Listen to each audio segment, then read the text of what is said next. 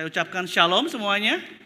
Ya, puji Tuhan untuk waktu yang Tuhan berikan. Ini merupakan minggu yang kedua dan seperti tadi sudah disampaikan oleh liturgis bahwa tema yang diberikan majelis untuk saya sampaikan pada saat ini adalah by the whole church atau oleh seluruh jemaat, dan saya dasarkan dari beberapa banyak ayat firman Tuhan. Tapi saya ingin membacakan buat kita dari 1 Petrus pasal 2 ayat 9 sampai dengan ke-10 terlebih dahulu. Mari kita buka surat 1 Petrus 2 ayat 9 sampai 10. 2 ayat.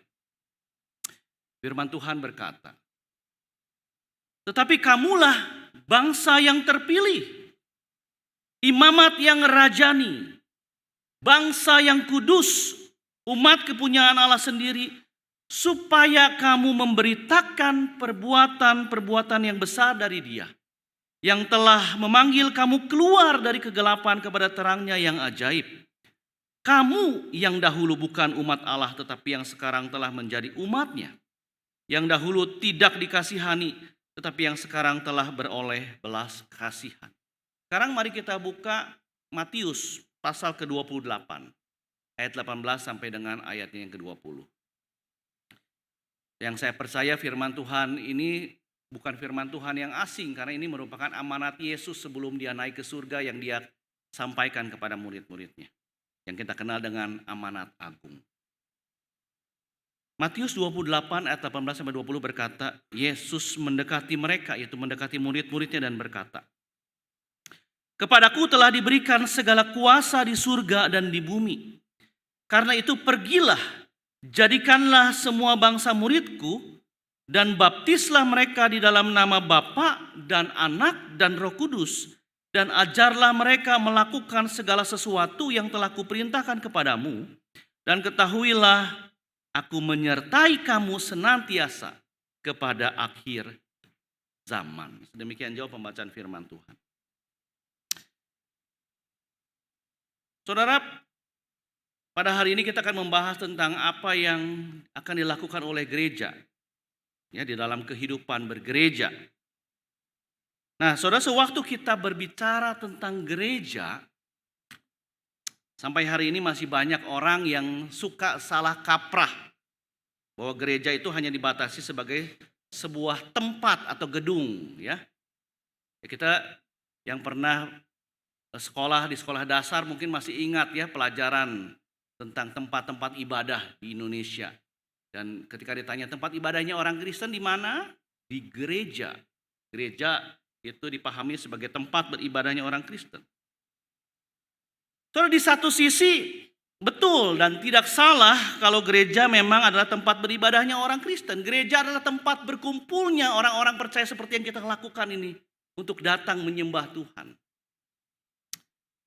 Tetapi gereja bukan sekedar gedung. Gereja bukan sekedar tempat perkumpulan orang-orang Kristen di satu tempat. Melainkan gereja pun itu merujuk kepada orang-orang Kristen yang ada di dalamnya. Nah, saudara, kata gereja itu di dalam bahasa Perjanjian Baru itu eklesia. Ya. Eklesia ini merupakan gabungan dari dua kata ek dan kaleo. Ek itu keluar, kaleo itu memanggil. Ya, seperti yang kita sudah baca ya. Tuhan memanggil kita keluar dari kegelapan kepada terangnya yang ajaib.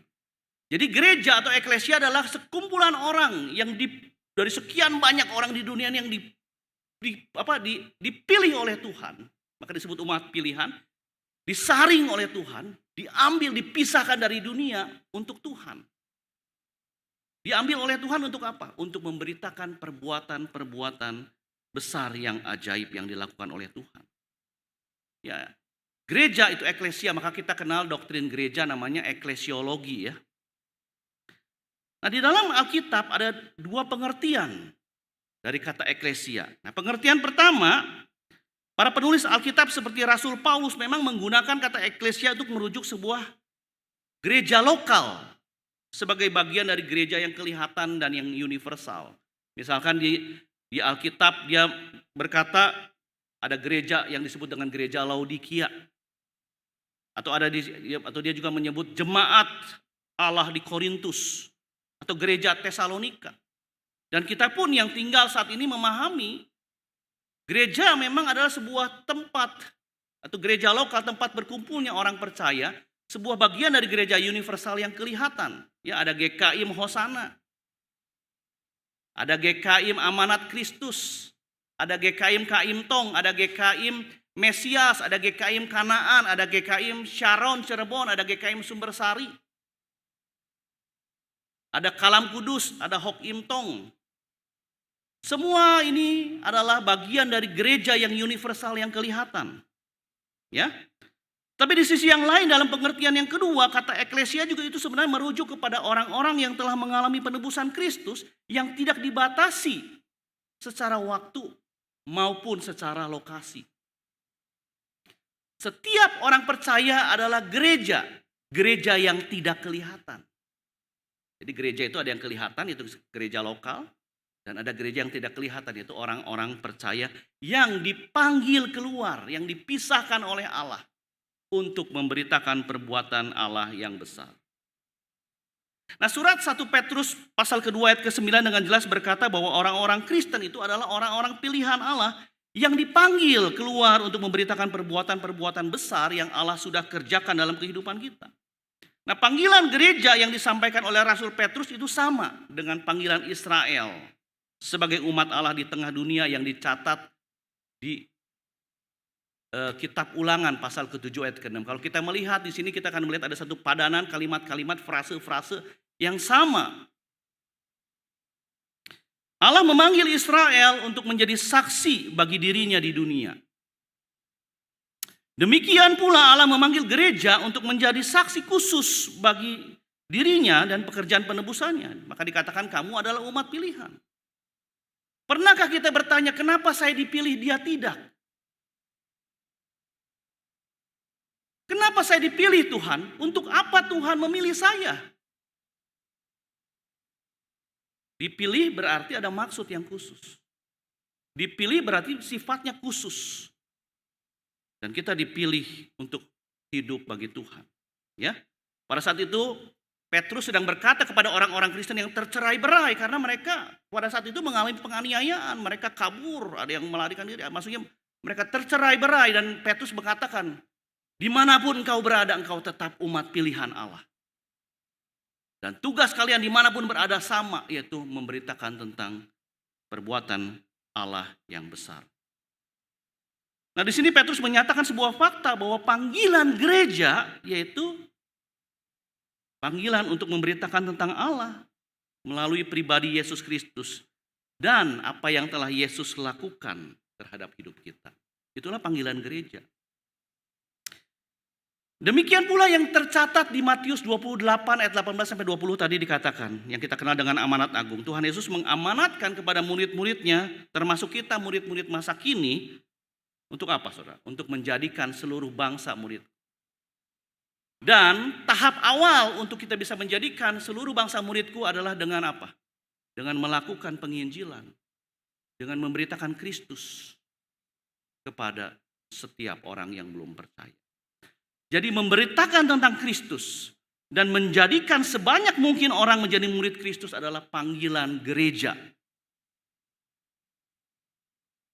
Keduanya bukan hanya tugas seorang pendeta atau tugas penginjil atau tugas penatua atau tugas diaken. Panggilan untuk menjadi murid Kristus, panggilan untuk memberitakan tentang Kristus bukan panggilan sekelompok orang. Bukan panggilan sekelompok elit gerejawi, bukan. Tapi panggilan seluruh orang Kristen. Sebagai gereja kita dipanggil untuk menjalani kehidupan sebagai murid Kristus. Dan salah satu bentuknya adalah memberitakan tentang Kristus. Kalau kita murid Kristus, mengaku diri murid Kristus, harus Kristus yang kita tonjolkan kepada dunia. Jadi tugas siapakah yang harus memberitakan Injil tentang Yesus Kristus kepada dunia, saudara?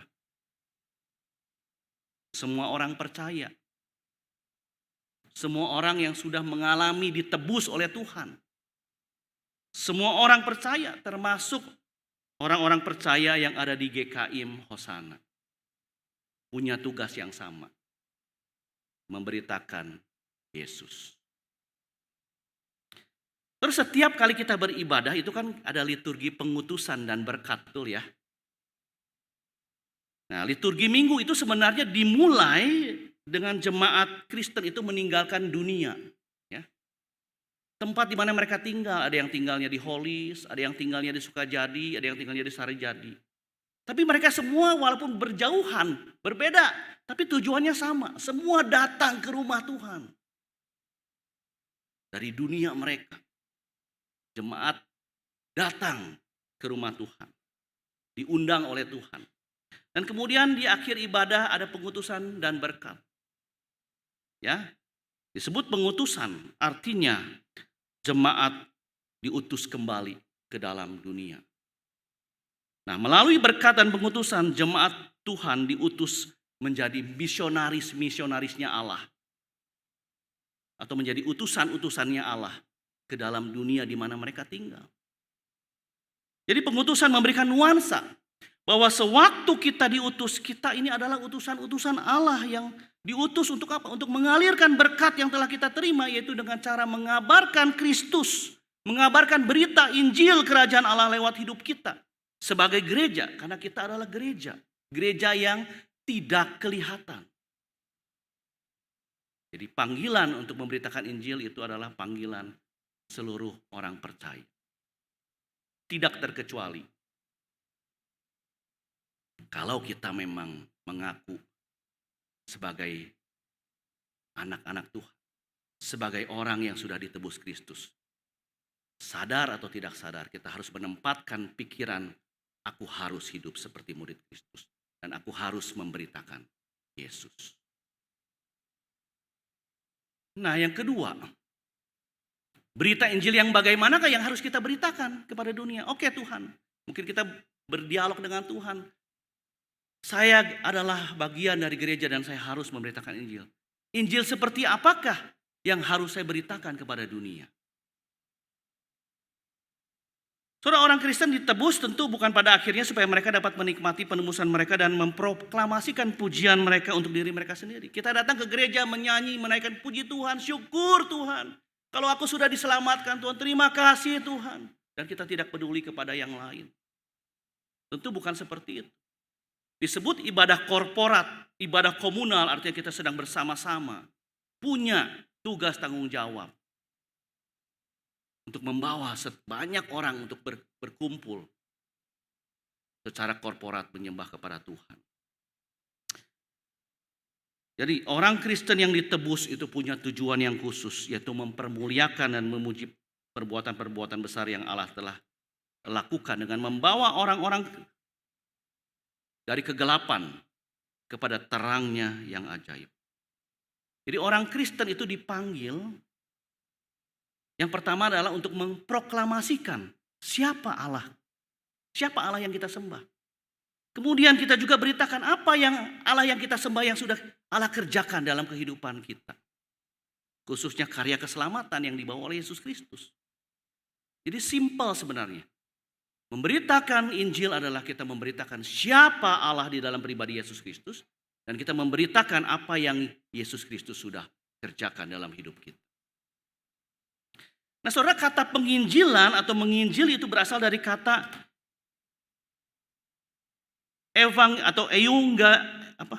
euangelizo, ya, atau evangelizo.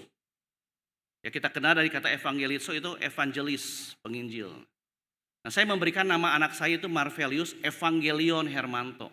Ya, memang ada film anime judulnya Evangelion, tetapi kata Evangelion ini diambil bahwa kami sebagai orang tua punya doa pada Tuhan supaya Marvel ketika besar dia bisa menjadi pembawa kabar baik. Jadi evangelion itu artinya Injil. Injil itu artinya kabar baik.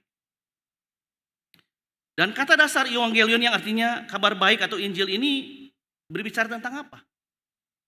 Berbicara tentang yang Allah kerjakan di dalam pribadi Yesus Kristus. Dan kata malaikat itu juga dalam bahasa Yunani-nya angelos. Dan kalau kita lihat itu sebenarnya secara etimologi atau secara bunyi punya relatif nada yang sama di dalam dengan kata malaikat dengan kata menginjili. Maka kalau kita perhatikan dari Lukas 2 ayat ke-10 ya, saya kutip dari Alkitab Bahasa Indonesia Sehari-hari, dikatakan begini. Tetapi malaikat Angelos itu berkata, "Jangan takut, sebab saya datang membawa kabar baik, saya datang membawa berita Injil untuk kalian, kabar yang sangat menggembirakan semua orang." Berita kabar baiknya apa? Injilnya apa? Hari ini telah lahir bagimu juru selamat, yaitu Kristus Tuhan di kota Daud. Jadi kabar baik atau berita Injil yang dibawa malaikat adalah tentang kelahiran Yesus, tentang juru selamat dunia.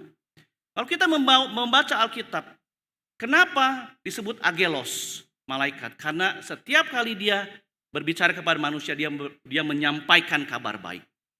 Ya, jadi berita dari surga itu selalu punya nuansa kabar baik. Dan kalau kita perhatikan, kabar baik yang disampaikan oleh malaikat itu adalah berpusat kepada Kristus, pribadi Kristus. Terus seorang teolog ibadah yang juga punya concern di dalam misi, itu bernama Robert Webber, di dalam bukunya yang berjudul Ancient Future Evangelism, berkata begini. Kalau misi Allah lewat Yesus Kristus adalah menyelamatkan ciptaannya dari kuasa dosa dan kejahatan, ya kita tahu bahwa Yesus itu diutus oleh Allah sebagai agen penebusan. Maka katanya, maka misi gereja adalah menjalankan politik Yesus. Kalau Allah mengutus Yesus ke dalam dunia untuk menyelamatkan ciptaannya, maka gereja yang hidup saat ini, dia harus menjalankan politik Yesus, politik etika kerajaan Allah. Maksudnya bagaimana? Maksudnya apa? Maksudnya adalah gereja harus selalu memberitakan bahwa Yesus adalah Tuhan. Jadi berita yang harus disampaikan adalah Yesus itu Tuhan. Dia bukan hanya manusia, dia manusia Allah. Dia bukan hanya sekedar nabi, dia Allah, dia Tuhan. Jadi kita harus sampaikan kepada dunia, yaitu Yesus adalah Tuhan. Yesus itu telah menang dari kuasa dosa. Yesus itu telah menang atas kuasa kejahatan. Maka ia duduk di sebelah kanan Allah yang kita akui dalam pengakuan iman rasuli. Yesus itu Tuhan. Yesus adalah Tuhan yang sudah menang sekarang dan selamanya dan akan menjadi Tuhan yang berkuasa atas segala sesuatu yang telah diciptakan oleh Tuhan. Sebab segala sesuatu datangnya dari Tuhan, oleh Tuhan, dan untuk Tuhan. Nah, gereja itu dipanggil untuk menghayati kebenaran ini. Gereja dipanggil untuk memberitakannya. Maka gereja itu ketika membangun sebuah ibadah, puji-pujian, nyanyian, pengakuan, semuanya harus bersifat kristosentris. Harus berbicara keselamatan. Harus menyampaikan pesan Tuhan. Harus berpusat kepada Allah, teosentris. Karya dari Allah Tritunggal. Maka ibadah kita itu dimulai dengan votum, kemudian dibingkai dengan Gloria Patri yang berbicara tentang Tritunggal dan ditutup dengan doksologi yang juga merupakan peninggian kepada Allah Tritunggal. Soal inilah yang harus dikerjakan oleh gereja. Gereja dipanggil untuk memberitakan Kristus. Gereja dipanggil untuk melaksanakannya dalam kehidupan dan memanggil orang-orang kepada pengenalan akan keselamatan yang ada di dalam Yesus Kristus. Artinya, gereja dipanggil untuk memberitakan Kristus. Ya. Kemudian orang-orang yang dipanggil itu diajak untuk hidup menjadi murid yang taat di bawah pemerintahan Kristus. Kenapa disebut kerajaan surga? Berarti ada struktur. Berarti ada pemerintahannya. Dan pemerintahannya siapa yang menjadi raja di surga? Kristus. Maka kita harus memproklamasikan Kristus adalah Tuhan atas hidup orang Kristen. Nah, saudara, di 2 Korintus pasal kelima ayat 18-19, Paulus berkata bahwa orang-orang Kristen itu layaknya seperti duta-duta Kristus di dunia. Atau lebih tepatnya, orang Kristen itu dutanya Kristus di dunia. Saudara, kira-kira menurut saudara tugas seorang duta apa?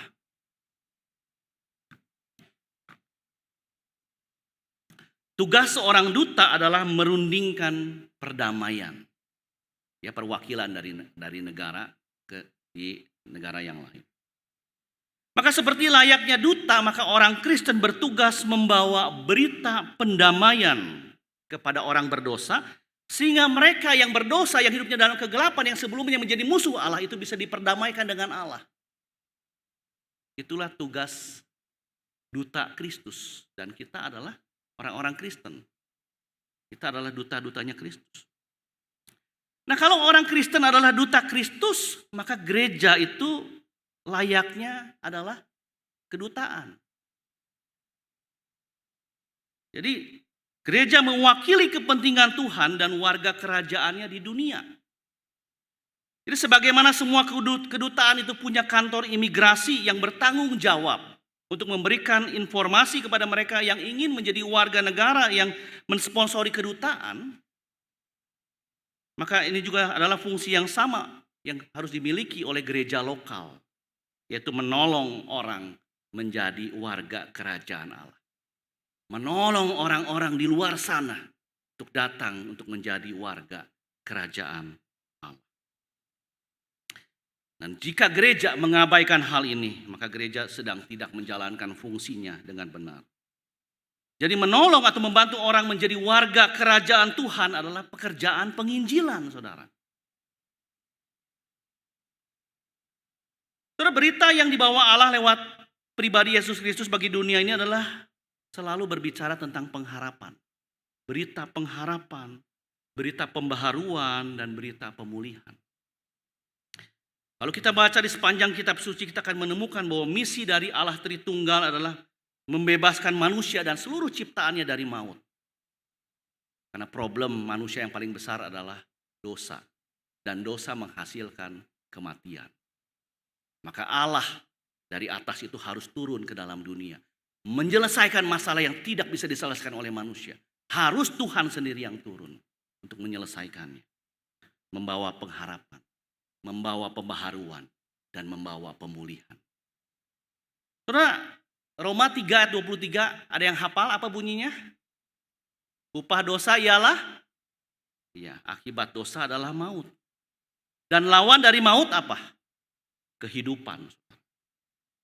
Oleh sebab itu berita Injil yang kita beritakan itu tidak bisa dipisahkan dari dosa. Jadi kita harus memberitakan bahwa engkau adalah manusia yang berdosa yang membutuhkan Allah. Jadi berita Injil tidak bisa diberitakan terpisah dari dosa yang adalah asal mula kematian. Dan juga tidak bisa dipisahkan dari kehidupan baru yang dibawa oleh Yesus Kristus, saudara. Dua elemen penting dalam penginjilan adalah dosa yang mengakibatkan maut, tetapi juga ada Yesus Kristus yang membawa kehidupan. Inilah pesan yang harus ditawarkan gereja kepada dunia di Paskah Kristen ini. Itu pesan penebusan dan pengharapan. Satu-satunya obat bagi orang yang putus asa dan frustrasi adalah apa, saudara? Ada pengharapan. Kita semua punya nasib yang sama. Akan mengalami yang namanya apa? Kematian. Tapi kita orang Kristen diberikan satu pengharapan, saudara. Yaitu pengharapan di dalam Kristus. Jadi secara ringkas berita Injil yang kita beritakan itu harus berpusat kepada pribadi Kristus. Yang berbicara inkarnasinya, bahwa Allah itu datang ke dalam dunia menjadi sama seperti manusia di dalam diri Yesus Kristus. Karena dia sama seperti manusia, dia bisa merasakan apa yang sedang kita rasakan. Dia tahu apa yang kita butuhkan. Dan kita juga harus memberitakan tentang kehidupan Kristus dan pelayanannya di dunia. Dan kita memberitakan kematiannya dan kebangkitannya yang dikisahkan oleh kitab suci. Jadi Yesus yang kita ceritakan adalah Yesus Alkitab. Bukan Yesus hasil imajinasi kita, saudara. Waktu saya katekisasi kemudian saya bertanya di dalam doktrin Kristologi. Menurut kamu siapakah Yesus? Banyak yang menjawab, anak-anak remaja tentu saja. Yesus itu layaknya adalah sahabat. Yesus itu teman. Itu tidak salah, saudara. Tetapi hal yang perlu kita yakini adalah Yesus itu adalah Tuhan, saudara. Dia juru selamat, Dia juga Tuhan atas hidup kita. Jadi bukan hanya yang kita beritakan bukan Yesus hasil imajinasi kita, saudara. Bukan, saudara. Dan Injil yang diberitakan itu harus Injil kerajaan Allah, bukan Injil kemakmuran, saudara. Yang slogannya adalah kalau kamu percaya Yesus, kamu sukses. Pasti sukses. Kalau kamu mau percaya Yesus, hari ini kamu jadi orang Kristen, kamu akan diberkati. Kalau kamu mau percaya Yesus, kamu akan disembuhkan secara instan. Itu adalah berita dari Injil kemakmuran. Dan Injil yang sejati tidak berbicara tentang hal-hal tersebut. Kenapa? Kenapa Injil kemakmuran bukan Injil yang sesungguhnya, saudara? Karena di dalam Injil yang benar itu terkandung Yesus yang menderita. Saudara baca kitab-kitab Injil di bagian-bagian akhir. Atau kalau saudara ingin lebih dalam lagi, saudara baca Markus dan Yohanes. Di Markus, Yesus yang adalah Tuhan itu ditinggalkan oleh seluruh pengikutnya. Ditinggalkan untuk ditangkap. Dan kalau kita baca Yohanes, makanya kita akan membaca ada satu bagian passion naratif. Artinya apa? Yohanes secara khusus menulis tentang penderitaan Yesus secara besar, secara mendalam.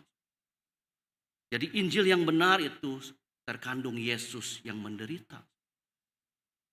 Menderita untuk apa? Menderita untuk menyelamatkan kita, saudara. Yesus menyelamatkan kita bukan dengan jentikan jari kemudian kita menjadi orang Kristen. Tidak, saudara. Yesus menyelamatkan kita dengan cara menderita. Dan menderitanya bukan main-main, saudara. Di masa waktu itu, salib adalah sebuah kutukan. Dan Yesus harus menanggung itu semua.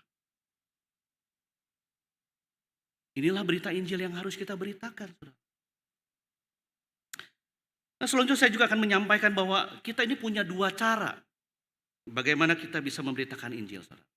Nah, cara yang pertama adalah kita bisa memberitakan Injil secara aktif dan eksplisit tentang pribadi Yesus dan karyanya. Jadi penginjilan bisa dilakukan dengan cara menjabarkan berita Injil secara verbal. Bisa disampaikan lewat khotbah seperti saat ini.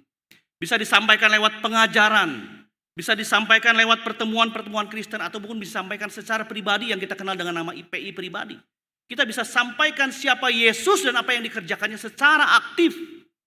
Kita kabarkan, gereja bisa mengundang pengkhotbah KKR untuk mengkhotbahkan Injil. Bisa. Tetapi yang perlu menjadi perhatian kita waktu kita dipanggil untuk menginjili orang-orang yang belum percaya secara aktif. Yang perlu kita perhatikan adalah menginjili tidak sama dengan menjadikan orang lain menjadi Kristen. Perhatikan ya. Menginjili bukanlah tindakan kristenisasi. Menginjili bukan hanya sekedar membuat menjadi orang Kristen dan gereja menjadi penuh. Bukan, saudara. Bukan. Menginjili bukan kristenisasi seolah-olah kalau orang yang kita sudah beritakan Injil akhirnya tetap tidak percaya kepada Yesus, kita menganggap kita gagal menginjili. Kemudian kita kecewa dan kita menutup pintu penginjilan. Tidak. Menginjili sekali lagi adalah memberitakan tentang kabar baik siapa Yesus yang dikisahkan oleh Alkitab dan apa yang telah Ia kerjakan dalam hidup kita kepada mereka yang belum percaya. Masalah nanti dia mau percaya atau menerima Yesus atau tidak, itu bukan otoritas kita. Itu adalah karya Roh Kudus. Tugas kita adalah memberitakan tentang siapa Yesus dan apa yang Yesus sudah kerjakan dalam hidup orang-orang percaya. Maka kata kuncinya adalah memberitakan. Jadi menginjili itu memberitakan. Memberitakan kabar baik, proclaim. Jadi praktisnya saudara, memberitakan Injil atau menginjili adalah memberitakan kabar baik tentang Yesus Kristus dan karyanya yang menyelamatkan orang berdosa kepada orang-orang yang belum percaya. Itu cara yang pertama. Nah, cara yang kedua adalah memberitakan Injil secara tidak langsung atau secara pasif. Yaitu dengan apa, saudara? Dengan menyaksikan perilaku hidup kita yang sudah diubahkan oleh Yesus kepada dunia. kita tunjukkan hidup kita seutuhnya. Bahwa saya adalah ciptaan baru. Saya adalah dahulu adalah pelanggar hukum Allah. Pendosa yang seharusnya masuk ke dalam neraka. Tapi diubahkan oleh Yesus. Dan kita tunjukkan itu dengan perilaku hidup kita yang sudah diubahkan oleh Tuhan. Weber kembali berkata di dalam bukunya, yaitu Ancient Future Evangelism, berkata begini. Dunia kekristenan sekarang ini itu mirip dengan dunia kekristenan mula-mula. Ya, yaitu kekristenan mula-mula itu kan hidup di tengah-tengah dunia yang dipenuhi dengan penyembahan berhala dan memusuhi iman Kristen. Jadi kehidupan kekristenan saat ini mirip dengan kekristenan mula-mula. Ada satu masa disebut dengan masa Kristendom. Satu masa di mana kekristenan itu menjadi mengalami hal yang besar. Seluruh Eropa itu menjadi Kristen. Tapi akhirnya Kristen itu hanya menjadi tradisi. Orang menjadi Kristen kenapa? Karena budaya. Karena seluruh Eropa Kristen. Saya dilahirkan Kristen. Pemerintah menyuruh saya menjadi Kristen. Jadi kekristenan pada waktu itu orang menjadi Kristen bukan karena iman. Tapi karena tradisi dan budaya. Sehingga kekristenan itu menurun. Ada di titik aman. Karena seluruh Eropa pada abad pertengahan itu adalah orang Kristen. Maka terjadi berbagai banyak penyelewengan. Dan kita lihat sekarang saat ini di Eropa. Ada gereja yang jadi food court. Barusan beberapa waktu yang lalu saya membaca media ada seorang ustadz. Dan di Inggris menyatakan bahwa kita sekarang sudah membeli gereja. Untuk menjadi penyembahan mereka. Tempat penyembahan mereka. Dan Weber mengatakan dunia kekristenan saat ini sebenarnya mirip dengan dunia kekristenan mula-mula. Saat ini kita hidup di zaman yang serupa. Kita hidup di tengah dunia yang sekular. Yang memisahkan antara duniawi dengan rohani. Bukankah kita pernah mendengar, udahlah jangan ngomongin gereja dulu. Jangan ngomongin yang rohani dulu. Sekarang kita sedang berbicara tentang hal-hal duniawi.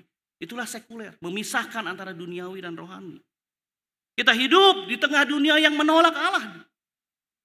Tetapi kita juga hidup di dunia yang agamis. Yang sangat membutuhkan kerohanian yang berlebihan. Yang kadangkala sinkretis dan penuh dengan berbagai takhayul. Jadi di satu sisi kita hidup di dalam paradoks. Di satu sisi kita hidup di tengah-tengah budaya penolakan terhadap Allah. Di budaya sekuler, tapi juga kita hidup di tengah-tengah orang-orang yang mencari spiritualitas yang tinggi. Oleh sebab itu, menurut Weber, gereja itu harus menginjili di tengah dunia yang paradoks seperti ini, yaitu apa? Kita dipanggil untuk menjadi berbeda dengan dunia. Kita harus menjadi gereja yang kontra budaya. Kita harus menjadi alternatif dari dunia ini. Jadi gereja dipanggil untuk menjadi berbeda dengan dunia. Dengan apa, saudara? Dengan memberikan kesaksian hidup yang sudah diubahkan oleh Kristus. Jadi kita bukan memberikan janji, kita memberikan bukti. Saya orang Kristen dan inilah hidup Kristen. Rasul Petrus pertama-tama memberitahu bahwa orang Kristen itu harus hidup dengan perilaku yang telah ditebus oleh darah Kristus. Dia berkata di surat 1 Petrus di sebelumnya. Sebab kamu tahu bahwa kamu telah ditebus dari cara hidupmu yang sia-sia yang kamu warisi dari nenek moyangmu itu bukan dengan barang yang fana. Bukan pula dengan perak atau emas. Melainkan dengan darah yang mahal. Itu darah Kristus yang sama seperti darah anak domba yang tak bernoda dan tak bercacat. Saya tekankan sekali lagi, waktu Yesus menyelamatkan kita, Dia tidak menebus kita dengan sesuatu yang kita sebut materi. Bukan. Tapi dengan darah yang mahal. Oleh sebab itulah saudara, kita dipanggil untuk mensyukuri keselamatan yang kita terima dengan apa? Dengan menjalankan kehidupan kita dengan nilai hidup. Nilai hidup yang sudah diubahkan oleh Kristus. Dari manusia lama menjadi ciptaan baru dalam Kristus. Jadi nilai hidup yang kita gunakan adalah nilai hidup yang berbeda dari budaya dunia. Memang tidak mudah, kenapa? Karena kita masih tinggal dalam dunia. Kita masih bersinggungan dengan orang-orang yang budayanya berbeda dengan kita. Tidak mudah, tetapi bukan tidak mungkin bersama dengan Tuhan. Nilai hidup yang kita gunakan adalah nilai hidup yang berbeda dengan budaya dunia. Yaitu budaya kerajaan Allah. Kalau orang di luar sana bengis, kejam, tidak peduli, otoriter, kita sampaikan belas kasihan Allah. Kalau di dunia di sana tidak mau mengampuni, memusuhi kita terus-menerus, kita berikan pengampunan seperti Kristus mengampuni kita. Kita sampaikan kemurahan. Kita membawa damai, bukan berarti kita kompromi. Tapi kita membawa damai, dimanapun kita berada kita harus membawa damai Kristus. Kita harus membawa hal-hal yang terkait dengan sikap hidup Kristus. Menjadi orang yang rendah hati. Sekalipun kita dihujat. Bukan berarti kita merasa kalah, bukan. Tapi kita sedang menyampaikan Injil lewat kehidupan. Bahwa kita adalah orang-orang yang sudah diubahkan oleh Kristus. Dan yang kedua, Petrus juga berkata, perilaku hidup orang Kristen yang sudah ditebus itu harus menjadikan salib sebagai model perilaku hidupnya. Maksudnya bagaimana? Maksudnya adalah sebagai orang Kristen, kita harus menjalani seperti Kristus hidup. Dan salib itu identik dengan Kristus. Makanya gereja itu selalu ada salib. Salib itu jendela teologi kita. Mengingatkan yang disalib itu Yesus.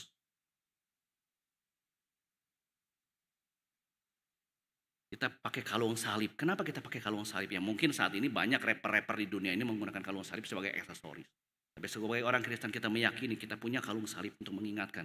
Saya orang Kristen, saya pengikut Yesus. Jadi model yang harus kita hidupi di dalam kita memberitakan Injil lewat hidup kita adalah modelnya adalah salib.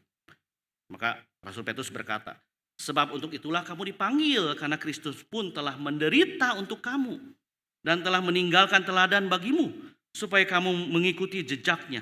Ia sendiri telah memikul dosa kita di dalam tubuhnya di kayu salib supaya kita yang telah mati terhadap dosa hidup untuk kebenaran. Yesus mati supaya kita hidup. Hebat ya saudara ya. Supaya kita hidup Yesus harus mati. Dan karena Yesus sudah mati ke dalam dosa, maka kita yang hidup harus juga mati terhadap dosa, saudara. Dan salah satunya, saudara, menolak dosa itu selalu mendatangkan penderitaan. Mungkin bukan penderitaan fisik, tapi penderitaan mental. Pasti, karena iblis itu sedapat mungkin bekerja untuk menjatuhkan kita.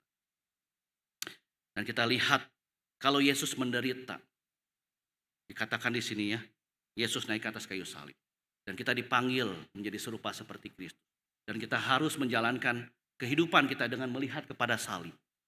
Maka sekali lagi, penderitaan bukan tidak mungkin akan dialami oleh orang Kristen. Hari ini mungkin kita tidak mengalami penganiayaan.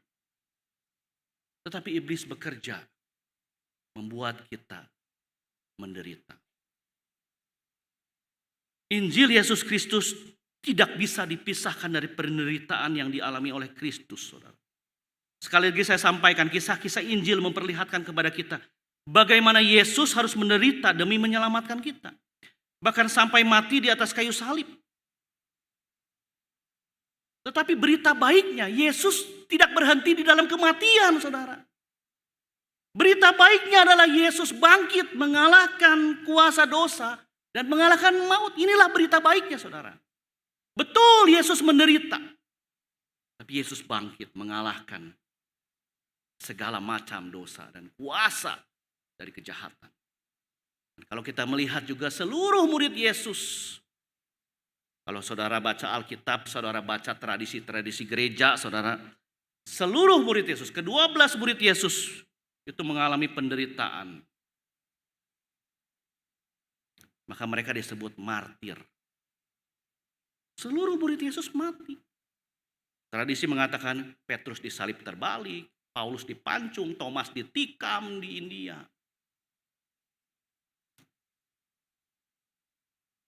Tetapi berita baiknya sekali lagi saudara. Berita baiknya saudara. Penderitaan yang mereka alami tidak menggoyahkan iman mereka. Maka mereka disebut martir. Tapi justru sebaliknya banyak orang kemudian menjadi percaya kepada Kristus. Kenapa? Karena mereka melihat iman dari para murid yang setia walaupun harus menderita. Itulah kesaksian Injil yang hidup. Ada orang Kristen menderita tetapi tetap percaya Tuhan baik.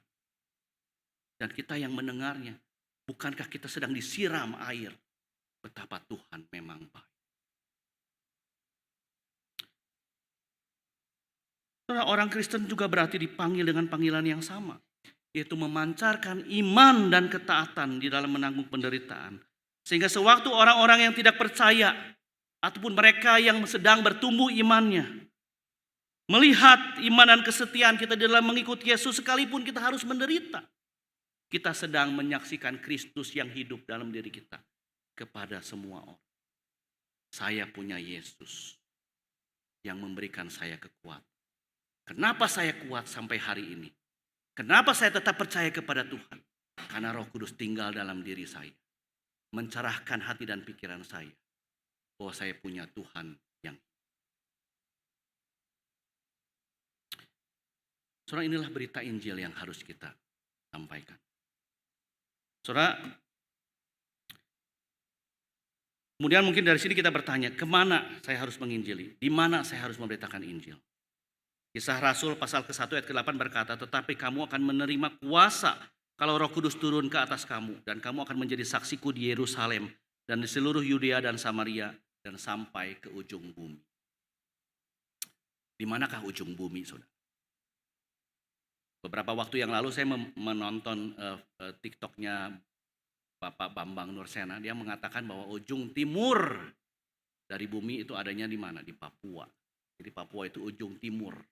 Bumi paling ujung menurut dia. Dan kita tahu Papua itu kan tempat yang susah untuk dimasuki, sangat terpencil. Nah, saudara, kalau kita membaca amanat agung Tuhan versi kacamata Lukas di Kisah Para Rasul, kita membaca bahwa para murid dipanggil yang pertama-tama menjadi saksi Kristus itu di mana? Di tempat mereka tinggal, yaitu di Yerusalem, saudara. Kemudian meluas ke seluruh Yudea. Bahkan mereka juga harus masuk ke daerah yang terlarang, yaitu Samaria. Karena Samaria itu adalah tempat tinggal musuhnya orang Yahudi, Yerusalem. Tapi mereka tetap dipanggil untuk menginjili. Dan kemudian mereka juga harus menginjili sampai menjadi saksi sampai ke ujung bumi.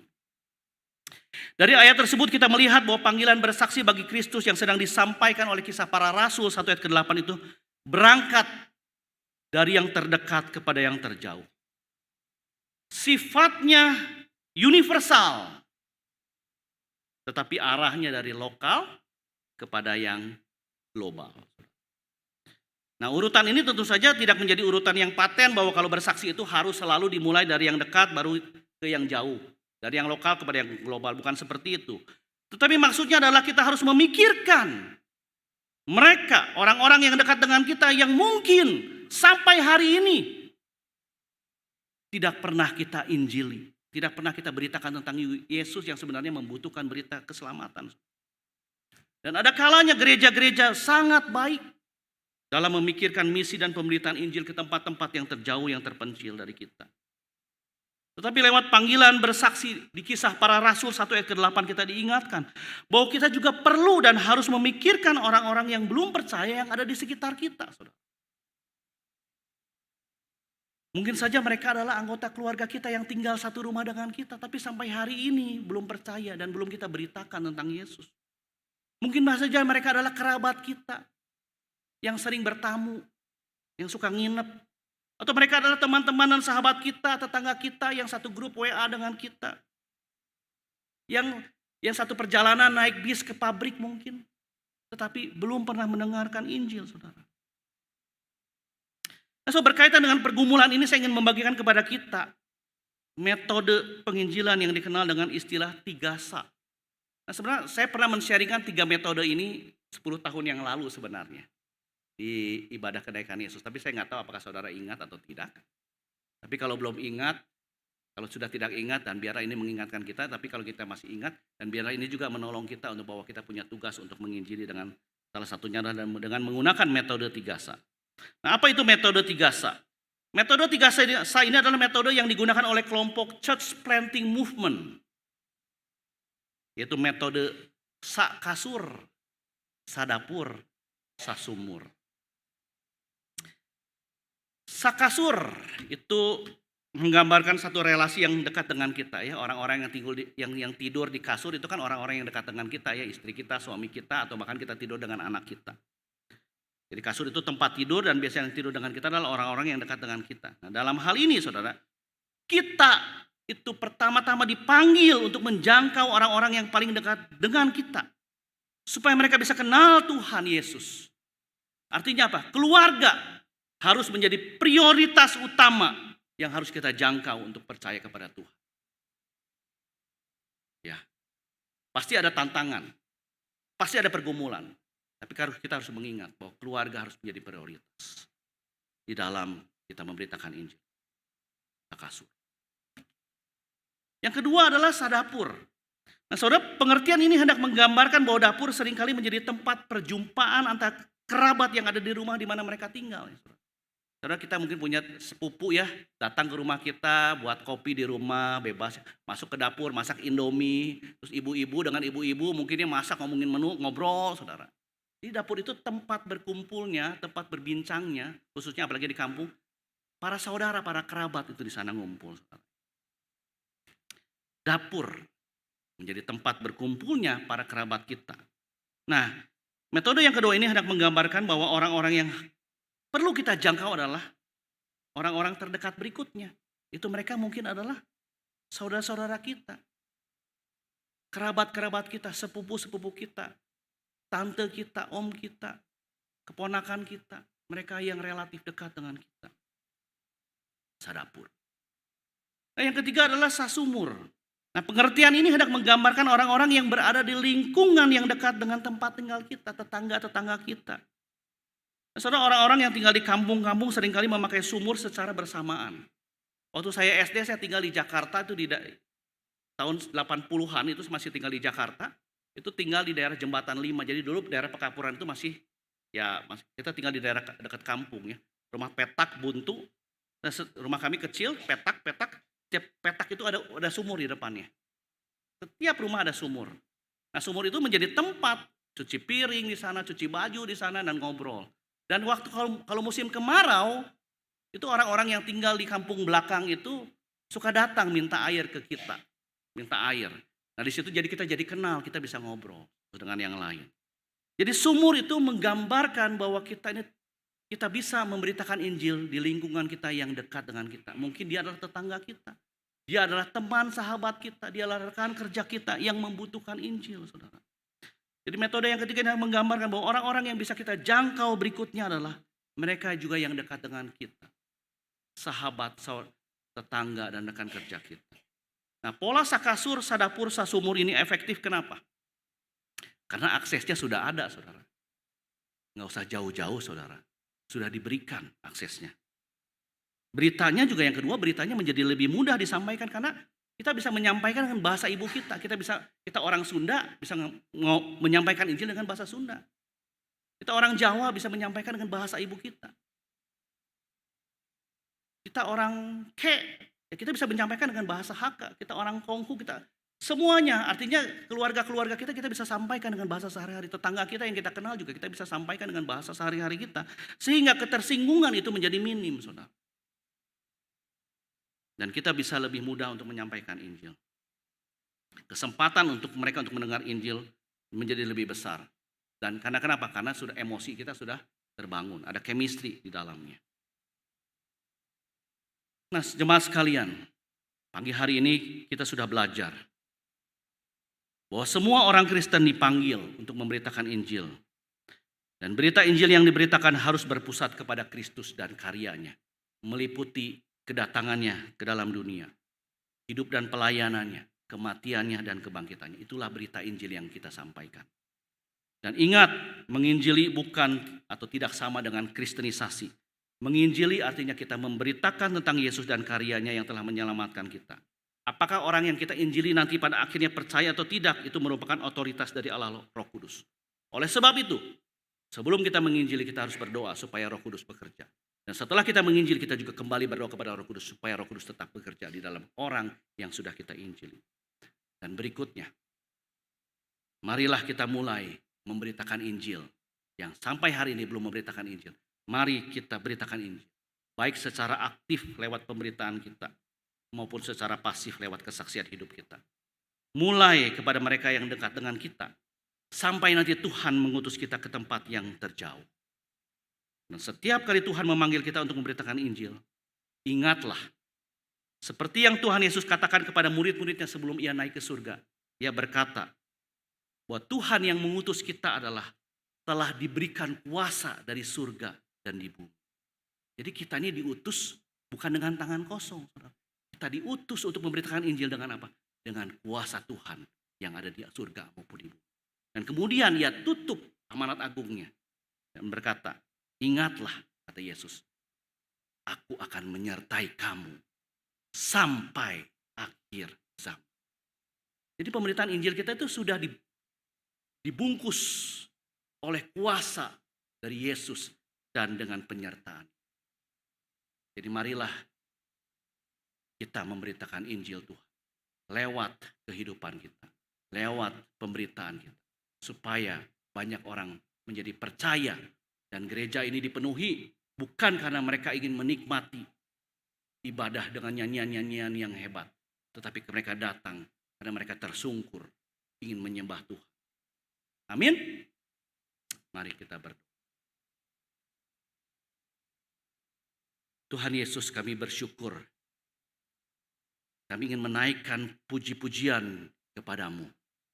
Karena kami yang dahulu tidak pernah mengenal Engkau sebagai Tuhan dan Juru Selamat kami.